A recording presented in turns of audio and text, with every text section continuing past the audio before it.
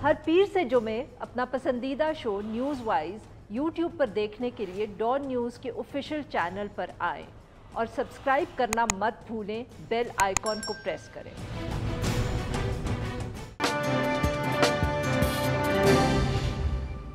Welcome to news wise, मैं हूं आरिफा नूर। आज प्रोग्राम में सबसे पहले हम जिक्र करेंगे जो आज़ाद कश्मीर के अंदर इंतखाबात हुए हैं, उसके अंदर पाकिस्तान मुस्लिम लीग नवाज़ की जो हम शिकस्त ही कह सकते हैं, उसके बाद जो बहुत ज़्यादा गुफ्तगू हो रही है और तवज्जो दी जा रही है उनके बयानिए को और उनकी सियासत को। 5 साल तक कश्मीर के अंदर ऑब्वियसली पाकिस्तान मुस्लिम लीग नवाज़ की हुकूमत थी, मगर 2021 में जब इंतखाबात हुए हैं तो वो महज 6 सीट्स जो हैं वो जीत पाए इन रिज़ल्ट्स में। पाकिस्तान तहरीक इंसाफ जो थी ऑब्वियसली उसने एक वाज़ेह अक्सरियत हासिल की। जो नतायज सामने आए तो उसके बाद मरियम नवाज़ साहिबा की तरफ से एक ट्वीट आया और उन्होंने कहा कि वो इन नतायज को मुस्तरद करती हैं। और आज आज़ाद कश्मीर के अंदर सीनियर जो पार्टी की क़यादत है उसने भी एक प्रेस कॉन्फ्रेंस की और इसी तरह की गुफ्तगू की। उन्होंने कहा कि इलेक्शंस के अंदर धांधली हुई है, रियासती इदारों के किरदार के ऊपर भी सवाल उठाया गया। शाहिद खाकान अब्बासी साहब बोले, एहसन इकबाल साहब ने भी बात की और दोनों ने कहा कि जो रियासती इदारे हैं वो सियासत के अंदर मुलव्विस हैं। इल्ज़ाम लगाया गया उनकी तरफ से। इदारों के ख़िलाफ़ जो बयानिया है वो इससे कबल इल्ज़ाम तो यही लगता रहा है कि नवाज़ शरीफ साहब और मरियम नवाज़ साहिबा जो है वो तनकीद करती रही हैं, इल्ज़ाम लगाते रहे हैं वो रियासती इदारों पे। पर पिछले दिनों में लग रहा था कि जैसे कुछ खामोशी सी इस बयानिए पे छा गई है, मगर आज फिर से इस मौक़िफ़ को दोहराया गया है और एक ऐसे वक्त पे जब पाकिस्तान मुस्लिम लीग नवाज़ के अंदर भी जो एक कहते हैं कि फ्रिक्शन है या जंग है उसका भी बहुत ज़िक्र होता है। आज़ाद कश्मीर के अंदर जो इंतखाबात के लिए कैंपेन चलाई गई, शहबाज शरीफ साहब उससे बिल्कुल दूर रहे, नज़र नहीं आए किसी भी जलसे पे। इंतखाबी नताइज भी जब से सामने आए हैं उनकी तरफ से कोई बयान सच नहीं सामने आया, इस पे भी बहुत बात हो रही है। मगर आज की जो प्रेस कॉन्फ्रेंस हुई उसके अंदर जितनी क़यादत बैठी थी उसने बिल्कुल एक ऐसी बात की जो शहबाज शरीफ साहब से जिसकी अमूमन लोगों का यही ख्याल है कि उम्मीद नहीं की जा सकती। मगर अब इसका क्या मतलब है नवाज़ लीग की आने वाली सियासत पे, उनका जो एक बयानिया है और उस बयानिए की जंग पे, इस हवाले से गुफ्तगू करने के लिए आज हमारे साथ मौजूद हैं हुसैन साहब। रेजिडेंट एडिटर हैं डॉन न्यूज़ पेपर इस्लामाबाद में, डॉन न्यूज़ पे शो भी करते हैं, कॉलम भी लिखते हैं। इज़ अ मैन ऑफ क्या कहें उसको, all seasons. Welcome to the show फात साहब जी। सर पिछले दिनों बहुत ही गुफ्तगू हो रही थी, ख़ास तौर पे जब शहबाज शरीफ साहब का इंटरव्यू भी सामने आया कि जी अब एक खामोशी सी छा गई, नवाज़ शरीफ साहब भी खामोश रहे, मरियम नवाज़ साहिबा भी बैकग्राउंड में चली गई, फिर इलेक्शन कैंपेन बड़ी धूम से चली। अब अभी बैक टू द गुस्सा इन द आज की जो प्रेस कॉन्फ्रेंस थी, मरियम नवाज साहिबा का जो ट्वीट था, कि अब हम कहें कि फिर से वो मुफाहिमत की बजाय फिर मज़ाहिमत की तरफ चल पड़े। असल में यही इशू यारफा यही है कि आप अगर ये सवाल करें कि PMLN क्या सोच रही है तो उसका जवाब ये होता है कि डिपेंड करता है कि आजकल हो क्या रहा है या किससे बात कर रहे हैं, या किससे बात कर रहे हैं। तो वो एक अजीब सी बात है क्योंकि देखिए अगर आप कॉन्ट्रास्ट देखें, 3 बड़ी जमातें हैं, पीपल्स पार्टी, PMLN और PTI। जो PTI है उसमें तो कोई शक व शुबा नहीं है। इमरान खान जो कहते हैं वो उस जमात के लिए सिर्फ हुक्म नहीं है बल्कि कानून भी है। तो कोई लीडरशिप का इशू नहीं है, कोई बयानिए का प्रॉब्लम नहीं है, कोई नैरेटिव का नहीं है, गलत सही एक बयानिया है। वो पावर में है और सब खुश हैं उसके और जब वो अपोजिशन में भी थे तो इमरान खान साहब ही थे, वो जो कहते थे वही चलता था। पीपल्स पार्टी में भी कोई इतनी बड़ा प्रॉब्लम नहीं है। हाँ, बिलावल साहब के बारे में कहा जाता है कि जी वो असल पावर तो जरदारी साहब की है, लेकिन ये नहीं होता कि वो आपस में आके वालिद साहब और जो साहबजादे हैं वो एक दूसरे को कॉन्ट्रडिक्ट कर रहे हैं, ये नहीं होता। या उनकी थिंकिंग में भी कोई अब हम कह नहीं सकते कि ज्यादा फर्क और अगर है तो पब्लिक नहीं है, बिल्कुल नहीं है। हाँ। ये नून लीग ने अपना एक खासा बना लिया है कि जी जो उनकी जमात के अंदर जो एक कॉन्फ्लिक्ट है उसकी बुनियाद पर उनकी सियासत जो है वो भी अब एक 2 धड़ों में बटी हुई है। इस पे हम सोचें कब से बात हो रही है, यानी कई साल हो गए हैं। वो एक्सपेक्ट कर रहे थे कि इलेक्शन से पहले से बिल्कुल सही, अब तक तो ये मामला रिजॉल्व हो जाना चाहिए था। तो अब पहले ये था कि अच्छा जी चलो चल रहा है, कोई प्रॉब्लम नहीं हो रहा, नून लीग बड़ी पॉपुलर हो रही है, पंजाब में बड़ी उनकी वो पजीराई हो रही है और अगला इलेक्शन वो जीत जाएंगे। لیکن اب ہمیں نظر آ رہا ہے کہ یہ جو جس طریقے سے وہ ایک ڈیول اپنی پالیسی چلا رہے ہیں, کبھی گرم کبھی سرد, اس کی ان کو ایک قیمت ادا کرنی پڑ رہی ہے. اور وہ قیمت میں صرف الیکشنز کی ریزلٹ سے میں اس کو میجر نہیں کروں گا. کنفیوژن ہے پارٹی کے اندر, پارٹی کے لوگوں میں اور پارٹی کے سپورٹرز میں. یہ افورڈ نہیں کر سکتے. آپ بالکل درست کہہ رہی ہیں کہ ابھی کچھ دن پہلے آپ کچھ اور باتیں سن رہے تھے, ابھی الیکشن کے بعد آپ کچھ اور باتیں سن رہے ہیں. تو واقعی میں لوگ سر کھجا رہے ہیں کہ نون لیگ چاہتی کیا. یہ سوال ہے کہ what do you actually want, وہی نہیں کلیئر ہو پا رہا. اچھا فاضل صاحب, اس پہ ایک دوسرا بھی ایشو ہے کہ یہ سوال بھی اٹھتا ہے کہ دیکھیں آپ کہتے ہیں کہ دھاندلی ہوئی, ہم نے پاکستان تحریک انصاف کے ساتھ بھی یہ دیکھا, یہ دھاندلی کا الزام لگانا اور اس پہ شور مچانا, but beyond a certain point اس کے بھی ڈیمینشنگ ریٹرنز ہوتے ہیں جس کو انگریزی میں کہا جاتا ہے. اب پاکستان مسلم لیگ نواز کو کیا اس کا احساس ہے؟ اب کہ آپ نے 2018 کا الیکشن لڑا, اس کے بعد آپ نے کہا دھاندلی ہوئی, پارلیمنٹ کو ہم نہیں مانتے, حکومت کو ہم نہیں مانتے, وہیں بیٹھے ہوئے. اب آج بھی آپ نے ایک پریس کانفرنس کر دی, مریم نواز صاحبہ نے ٹویٹ کر دی, میں نے مسترد کر دیا. آگے کیا مطلب کہ آپ نے اس اسمبلی میں بھی بیٹھنا ہے, آپ نے کہنا ہے ہم حکومت کو مانتے نہیں ہیں مگر آپ نے اس سے بات بھی کرنی ہے.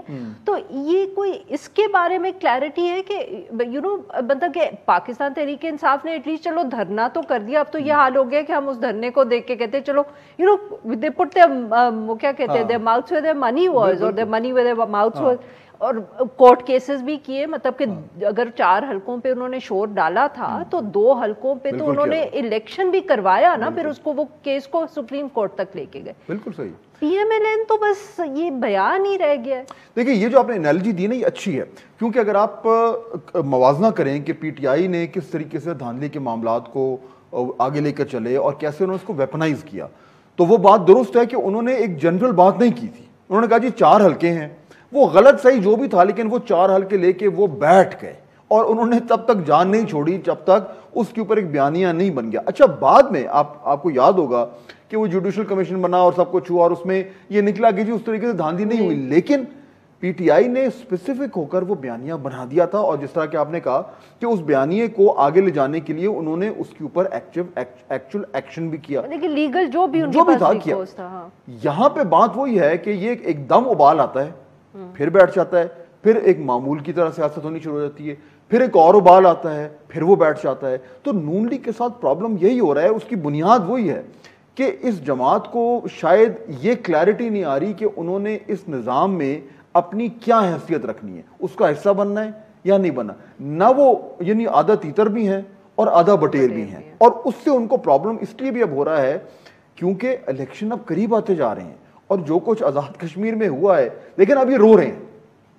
این ممکن ہے, دیکھیں ہمیں تو نہیں پتا, این ممکن ہے دھاندلی ہوئی ہو, مجھے نہیں پتا, لیکن اگر آپ وہ دھاندلی کی بات کر رہے ہیں تو پھر آپ نے اس کو کچھ نہ کچھ تو اس کو ٹریکشن میں لانے کے لیے کو سامنے لے کے آنا ہے.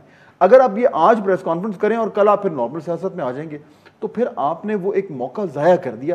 پھر آپ 23 میں کیا کریں گے؟ 23 میں پھر آپ کہیں گے کہ جی ہم ہار گئے اور کیونکہ دھاندلی ہوئی تو پھر کیا ہوگا؟ تو میرے خیال میں ایک لمحہ فکریہ نون لیگ کے لیے اس ٹائم آیا ہوا ہے. بالکل سے. جی ناظرین, ہم فہد حسین سے اپنی گفتگو رکھیں گے but after a short break. Stay with اس.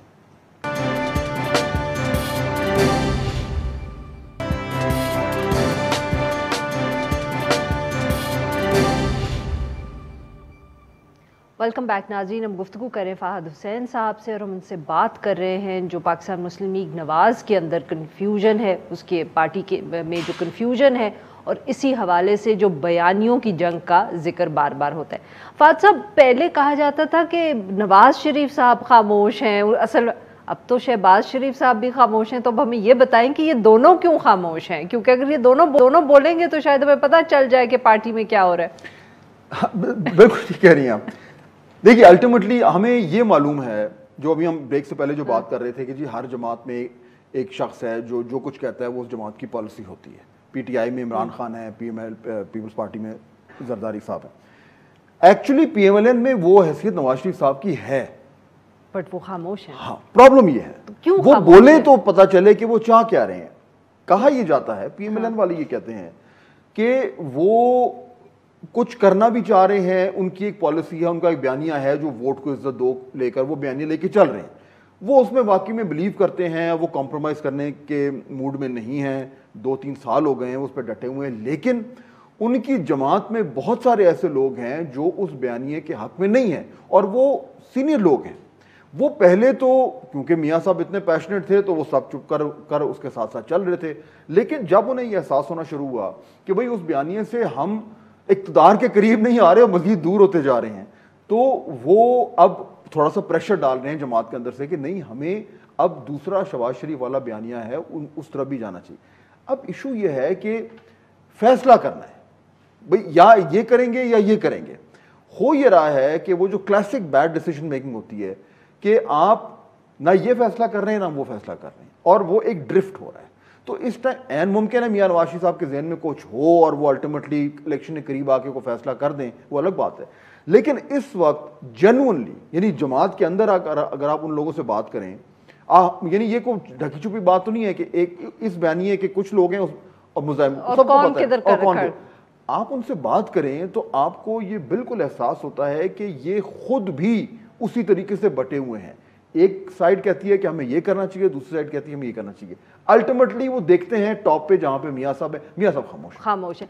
اب آج بفور کمنگ ہے سہیل وڑائچ صاحب بیٹھے ہوئے تھے جیو پہ, تو وہ کہہ رہے تھے کہ اگر یہ مزاحمتی بیانیہ لے کے, اف آئی ہرڈ ہم کریکٹلی کیونکہ ساؤنڈ میں بہت مسئلہ تھا, کہہ رہے تھے کہ مزاحمتی بیانیہ لے کے چلے تو اگلا الیکشن ہار جائیں گے. آپ اتفاق کرتے ہیں؟ میں تو ایکچولی اس پہ کافی حد تک میں نے لکھا بھی ہے, اور دیکھیں نا وہ نظر آ رہا ہے, آپ کو نظر یہ آ رہا ہے کہ آپ پاکستان میں اس طرح کی سیاست لے کر آ رہے ہیں جو آپ کہتے ہیں کہ بھی سیاست ہے. مزاحمتی سیاست یہ ہے کہ آپ اسٹیبلشمنٹ سے ٹکر لے رہے ہیں. اب وہ پی ایم ایل این کا جو ایک ریڈیکل گروپ ہے وہ کہتے ہیں جی ہم نظریاتی ہیں. ٹھیک ہے, ان کی لاجک ہے, ووٹ کو عزت دو ہے, بھی وہ کہتے ہیں بڑھی ہے اس کی وجہ سے کہتے ہیں, اور پنجاب میں بائی الیکشن جیتے بھی ہیں, اس میں بھی کوئی شک نہیں ہے. لیکن یہ بہت بڑا رسک وہ لے رہے ہیں, اور یہ بات جو سہیل وڑائچ صاحب نے بات کی ہے میں بہت حد تک اس سے یہ اتفاق کرتا ہوں کہ دیکھیے آپ جو کچھ آزاد کشمیر میں ابھی ہوا یہ آپ کو کیا بتا رہا ہے کہ آپ 3 سال سے ایک خاص طرح کی سیاست لے کے چل رہے ہیں جو مزاحمتی سیاست ہے. اس کے نتیجے میں کیا آپ کو اس سسٹم میں زیادہ سپیس مل رہی ہے؟ کیا آپ کو لگ رہا ہے کہ اب آپ اقتدار کے قریب جاتے جا رہے ہیں؟ اگر اس کا جواب ہے نہیں تو پھر کوئی نہ کوئی پرابلم تو ہے. اور اب وہ پرابلم جس کا آپ ذکر کر رہی ہیں, میرے خیال میں وہ سب سے بڑا پرابلم آنے والا ہے کہ اگر 2023 میں پی ایم ایل این اقتدار میں نہ آئی تو اس جماعت کو بڑے سیریس پرابلمز کا سامنا کرنا پڑے گا. اب فاتح صاحب یہ تو آپ نے اگلے الیکشن کے حوالے سے بات کی, شارٹ ٹرم میں اب آپ کیا دیکھ رہے ہیں؟ اب مطلب کہ جیسے آپ نے کہا کہ پوسٹ مارٹم کر دیا ہم نے ان کی سیاست کا کشمیر کے الیکشنز کے بعد, بٹ اب آنے والے دنوں میں, آنے والے ہفتوں کے اندر کیا آپ دیکھ رہے ہیں کہ کیا ہوگا؟ کیا شہباز شریف صاحب اب بولیں گے یا ان کی خاموشی کا مطلب یہ ہے کہ اب نواز شریف صاحب یا مریم نواز صاحبہ کی آواز ہمیں سنائی دے گی؟ دیکھیے میرے خیال میں یہ جو ہمیں ایک یہ ڈیویلٹی نظر آ رہی ہے یہ اتنی جلدی سالو ہونے نہیں جا رہی جب تک میاں نواز شریف صاحب کو فیصلہ نہیں کریں گے. یہ اب سوال یہ ہے کہ کیا وہ فیصلہ کرنے جا رہے ہیں. مجھے یہ لگتا ہے اس ٹائم کہ کم از کم جو سینس ہمیں آ رہی ہے کہ وہ فوری طور پر اس فیصلے کے قریب نہیں ہے. جو کچھ آزاد کشمیر میں ہوا اس الیکشن میں, اس کے بعد ایک بار پھر وہ سارے سر جوڑ کے بیٹھیں گے, اور شہباز شریف صاحب کو شاید زیادہ ایمیونیشن میرے خیال میں جو شہباز شریف صاحب کا جو اسکول آف تھاٹ ہے, ان کے جو لوگ ہیں, وہ ایک بار پھر جو ہے وہ یہ بات کریں گے جو اس سے پہلے انہوں نے کرنی شروع کی تھی کہ اس طریقے سے معاملات نہیں چلیں گے. اور ان کی اندرونی جو میٹنگز ہوئی ہیں کچھ پی ایم ایل این کی, اس میں باقاعدہ طور پر جو شہباز صاحب اسکول آف تھاٹ ہے اس نے بآواز بلند یہ کہا ہے کہ اگر ہمیں 2023 میں واپس اقتدار میں آنا ہے تو ہمیں تھوڑا سا اپنی پالیسیز کو چینج کرنا ہوگا. اس میں فیصلہ نہیں ہوا تھا, یہ بات اب پھر سے ہونے جا رہی ہے. لیکن ایشو پتہ ہے کیا ایشو یہ کہ ہر باری یہ ڈسکشنز ہوتی ہیں, یہ مشاورت ہوتی ہے, سارا کچھ ہوتا ہے, لوگ اپنی بڑاس نکالتے ہیں ایک دوسرے سے, جو ہے وہ ان کی تلخ کلامی بھی ہوتی ہے, فیصلہ نہیں ہوتا. اچھا یہ بتائیں very quickly because we run out of time, Shahbaz Sharif صاحب کیوں نہیں ہمیں نظر آئے کشمیر کے اندر؟ دیکھیے کشمیر میں میرے خیال میں جو مجھے نظر آ رہا ہے کہ یہ ایک بار پھر جو تھا ووٹ کو عزت دو اینٹی اسٹیبلشمنٹ کیمپین سٹائل وہ لے کے گئے. شاید ان کو لگ رہا تھا کہ یہاں پہ ہمیں رسپانس ملے گا, پی ایم ایل این کی گورنمنٹ آفٹر آل تھی وہاں پہ بڑی اوور ویلمنگ طریقے سے, لیکن شاید وہ ان کو نہیں ملا اور شہباز صاحب نے تھوڑا سا اپنے آپ کو اس سے ڈس ایسوسیٹ کیا. बहुत बहुत शुक्रिया फ़ाहद साहब, आपने हमसे गुफ्तगू। यहाँ पे लेते एक छोटा सा ब्रेक, जब हम ब्रेक से वापस आएंगे तो हम बात करेंगे जो लाहौर में खदीजा सिद्दीकी का स्टैबिंग केस था। Stay with us.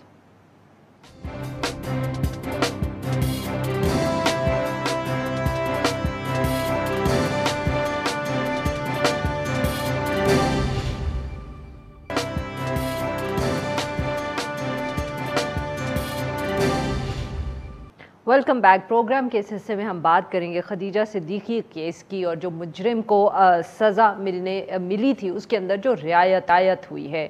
मई 2016 के अंदर शाह हुसैन को खदीजा सिद्दीकी के ऊपर खंजर के ज़रिए 20 से ज़्यादा वार करने के लिए इब्तदाई तौर पे 7 साल की कैद दी गई थी। उसके बाद अपील के अंदर वो 5 साल हो गई, और मगर जब वो जेल गया तो अब पता ये चल रहा है कि 2 रोज़ कबल वो 5 साल की जो सज़ा थी उसको जो है उसके अंदर उसको रियायत मिली है, कम कर दिया गया है, और अब वो रिहाई भी होने वाली है। इसी हवाले से जब बहुत तनकीद हुई तो जो वज़ीर ख़ानाजात पंजाब हैं फ़याज़ुल हसन चौहान साहब, उन्होंने इस हवाले से एक वजाहत भी दी। उन्होंने ये कहा कि जेल रूल्स के मुताबिक शाह हुसैन को मजमूई तौर पे 5 साल के दौरान 17 माह और तकरीबन 20 दिन की जो रियायत थी वो इसलिए दी गई क्योंकि उनका जेल के अंदर चाल चलन अच्छा था, उन्होंने बीए का इम्तिहान भी पास किया, खून के अतियात भी दिए, तो इस वजह से उनको रियायत दी गई। मगर दूसरी तरफ खदीजा सिद्दीकी साहिबा जो हैं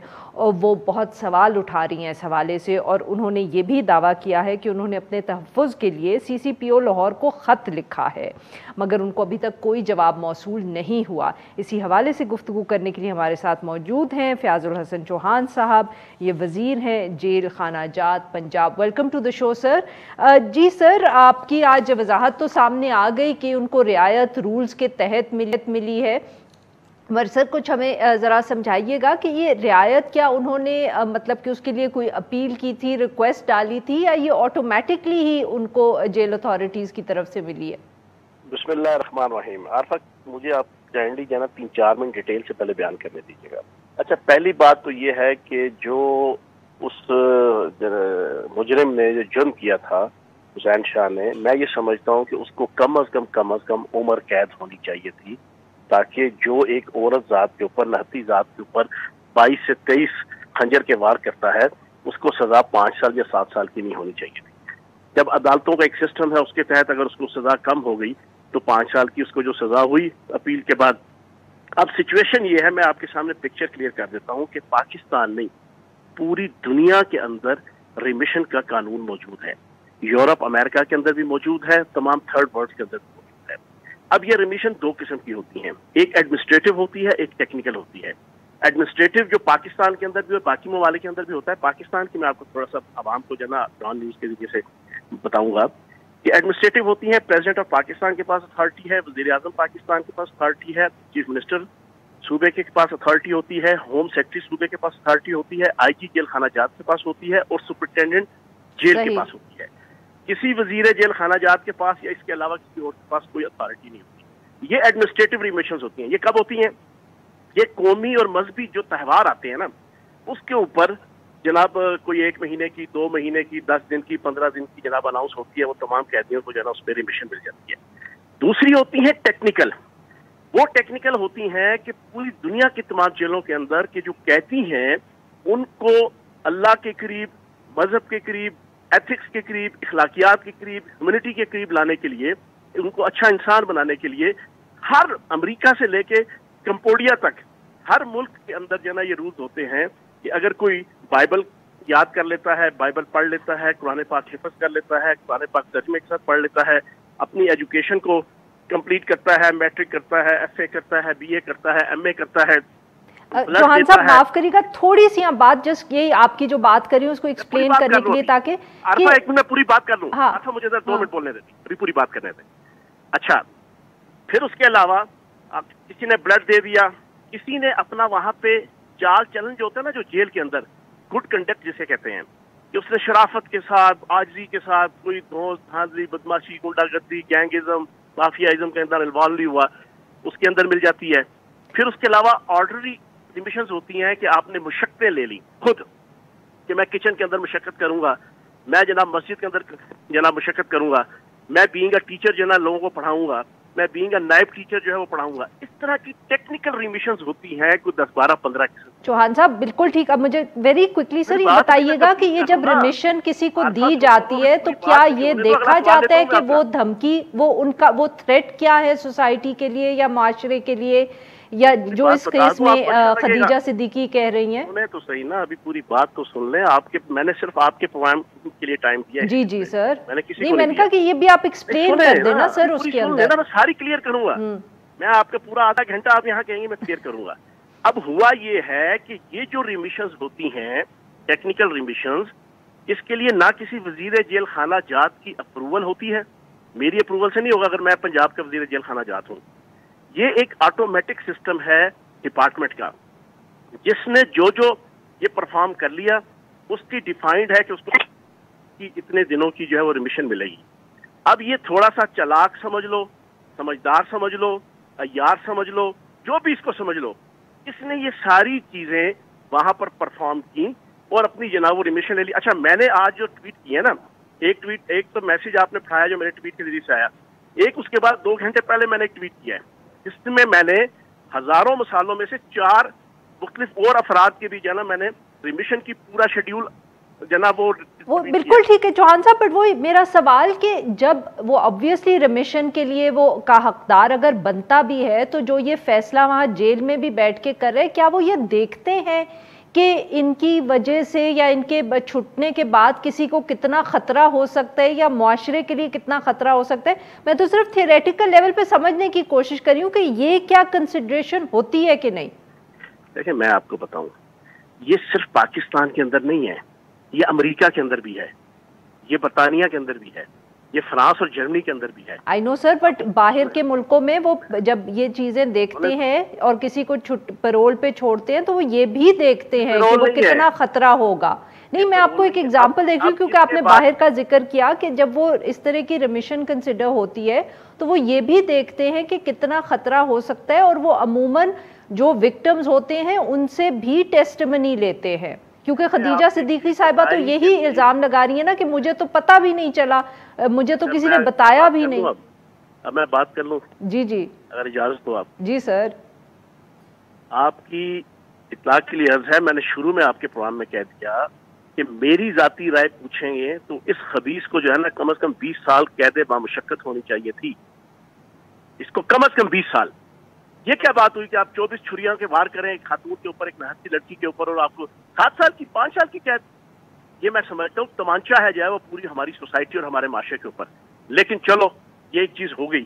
اب اس کے بعد جب اس نے باہر آنا ہے تو دین یہ رسپانسبلٹی انتظامیہ اور پولیس کی ہے کہ اگر وہ تھریٹ لگاتا ہے, اگر اس نے تھریٹ نہیں لگایا, اب یہ سن لیں عارفہ تسلی سے بات, لیگل اور قانون جو ہے نا وہ جذبات کو نہیں دیکھتا, آئین اور قانون جذبات سے بالا تر ہوتے ہیں. نہیں سر, میں تو رول سمجھنے کی کوشش کر رہی ہوں نا کہ رولز کے اندر وہ کنسیڈر بھی کرتے ہیں کہ نہیں. اگلا سمجھا رہا ہوں نا آپ کو, اگلا رول میں سمجھا رہا ہوں. اگر تو یہ شاہ حسین باہر آنے کے بعد خدیجہ بی بی کو تھریٹ لگاتا ہے تو یہ رسپانسبلٹی بنتی ہے پولیس کی اور انتظامیہ کی کہ وہ فوری طور پہ اس بچی کو تحفظ دیں. سر آپ سفارش تو کر دیں پھر پنجاب حکومت سے کہ ان کو سیکیورٹی دے دیں. وہ پروگرام کے ذریعے سے میسج دے رہا ہوں کہ وہ میرے سے ڈائریکٹ رابطہ کریں. اگر اس نے تھریٹ لگایا ہے تو میں اس کے خلاف ایف آئی آر درج کراؤں گا. صحیح. اچھا سر, یہ آپ دوبارہ دہرائیے گا کہ آپ خدیجہ صدیقی صاحبہ کو پروگرام کے تھرو یہ کیا اوپن انویٹیشن ہے؟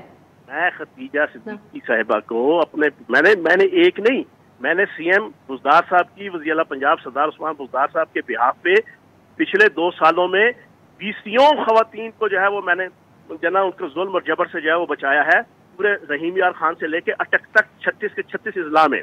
ٹھیک ہے نا جی. میں خدیجہ صاحبہ کو یہ میسج دوں گا ڈان نیوز کے ذریعے سے, عارفہ نور صاحبہ کے پروگرام کے ذریعے سے, کہ وہ میرے سے رابطہ کریں. ٹھیک ہے جی. اور اگر یہ لڑکا تھریٹ لگائے گا اور ان کے پاس پروف ہے, میں ایف آئی آر کٹواؤں گا. بہت بہت شکریہ سر, بہت بہت شکریہ سر. آپ بات کی ناظرین یہاں پہ لیتے ہیں ایک چھوٹا سا بریک. جب ہم بریک سے واپس آئیں گے تو ہم بات کریں گے پبلک اکاؤنٹس کمیٹی کی کووڈ کے فنڈز کے حوالے سے. Stay with us.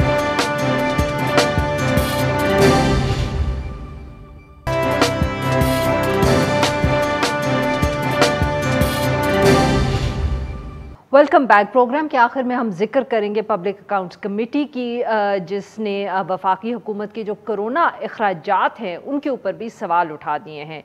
Media reports के मुताबिक जो गुज़िश्ता रोज़ इजलास हुआ उसके अंदर पब्लिक अकाउंट्स कमेटी ने जो वफाकी हुकूमत की तरफ से कोविड फ़ंड के नाम से 1.2 खरब रुपए का पैकेज था उसके हवाले से मुख्तलिफ सवाल उठा दिए हैं और जो मुतल्लिका वजारतें हैं उनसे भी वजाहत मांग ली है। इसी हवाले से गुफ्तगू करने के लिए आज हमारे साथ मौजूद हैं मलिक असद साहब, ये नुमाइंदा है डॉन अखबार Islamabad. Welcome to the show Asad ji. Sir बताएं क्या हुआ, किस तरह कोविड फंड्स तक पहुंच गए, क्योंकि यूजुअली तो पब्लिक अकाउंट्स कमेटी के इतने बैकलॉग होता है कि वो जो करंट एक्सपेंडिचर्स हैं उन तक तो पहुंचती ही नहीं है जी। ये इसमें ईद से कुछ 2-3 दिन पहले पब्लिक अकाउंट्स कमेटी ने इनको नोटिस भिजवाया था वजारत ख़जाना को, NDMA को और हेल्थ मिनिस्ट्री को, और ये डिटेल मांगी थी, एक प्रेजेंटेशन मांगी थी उन्होंने कि जो कोविड के ऊपर जो अखराजात हुए हैं वो क्या हुए हैं। तो गुज़िश्ता रोज़ जो है वो PAC की मीटिंग में जो सेक्रेटरी फाइनेंस है यूसुफ खान, उन्होंने एक प्रेजेंटेशन दी। वो 8 सफ़हात पर मबनी एक प्रेजेंटेशन थी, इतनी डिटेल में नहीं थी, जिसकी वजह उन्होंने बताई कि चूँकि उनके पास सिर्फ 2 दिन थे, दरमियान में ईद की छुट्टियां आ गई थी, तो इस दौरान वो यही बना सके। तो उन्होंने एक ओवरऑल जो है वो एक जो लेआउट जो है वो बताई कि 1240 अरब रुपए का जो पैकेज था उसकी जो उन्होंने फर्दर डिस्ट्रीब्यूशन बताई कि ये हमने फ़लाँ मिनिस्ट्री को दी।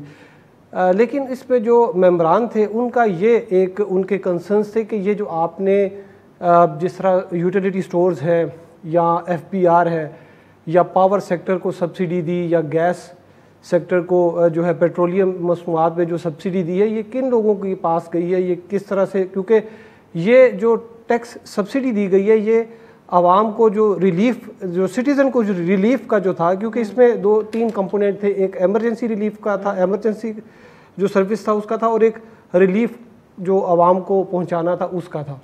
तो उसमें उनके पास डिटेल नहीं थी।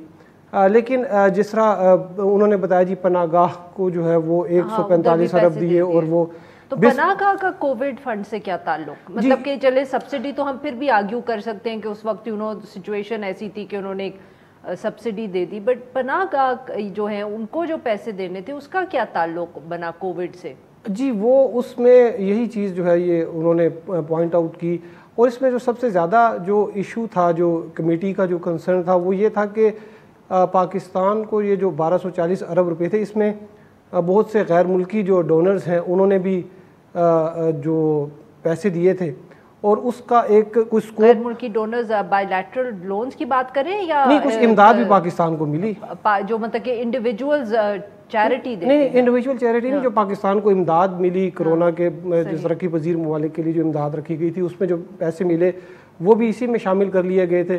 और उन्होंने इसकी डिटेल मांगी कि वो जो पैसे आए थे वो कहाँ पे खर्च हुए, क्योंकि इस किस्म की इतलात हैं कि शायद जो कोरोना के लिए इमदाद आई वो जो मुस्तहिकीन थे या कोरोना के जो ऑपरेशन थे, जो कोविड के जो 19 के ख़िलाफ़ जो ऑपरेशंस थे उसमें इस्तेमाल नहीं हुई, जबकि आगे पीछे चली गई। यूटिलिटी स्टोर्स का उन्होंने कहा कि जो यूटिलिटी स्टोर को जो है वो गवर्नमेंट हर साल जो खुद ग्रांट देती है। फिर FBR का उन्होंने कहा कि FBR ने किन लोगों को जो है वो टैक्स जो है वो उसमें छूट दी है। फिर इस तरह जो पेट्रोलियम का भी एक था, बड़ा कंपोनेंट था कि तकरीबन 70 अरब रुपया वो पेट्रोलियम का, उन्होंने कहा कि ये जो है ये आवाम को तो नहीं, आवाम तक तो रिलीफ नहीं पहुंचा, तो ये किन लोगों को आपने रिलीफ दिया है। सही। कुछ तो उन्होंने एक्सप्लेन करने की कोशिश की जी कि ये टैक्स को जो है वो डेफर किया गया, या बिल जो है इलेक्ट्रिसिटी के वो डेफर किए गए। तो ये चीज़ें अभी चूँकि उनकी इतनी तैयारी भी नहीं थी, हेल्थ मिनिस्ट्री के जो लोग थे उन्होंने भी इतनी ज़्यादा तैयारी नहीं की थी, कुछ उन्होंने बताने की कोशिश की लेकिन टाइम काफ़ी हो गया था। तो फिर ये अभी जो तमाम वजारतें हैं उनसे कहा गया कि वो इंडिविजुअली बताएं कि NDA ये किस तारीख को इन सबको वापस बुलाया गया। ये तकरीबन इसको शायद नेक्स्ट मंथ में जो है वो दोबारा इसका होगा। NDMA के चेयरमैन भी थे जनरल लेफ्टिनेंट जनरल अख्तर नवाज़, उन्होंने भी अपनी कुछ चीज़ें जो हैं वो बताई, लेकिन इसमें जो सबसे ज़्यादा पैसे जो गए हैं वो वैसे तो NDMA को गए हैं।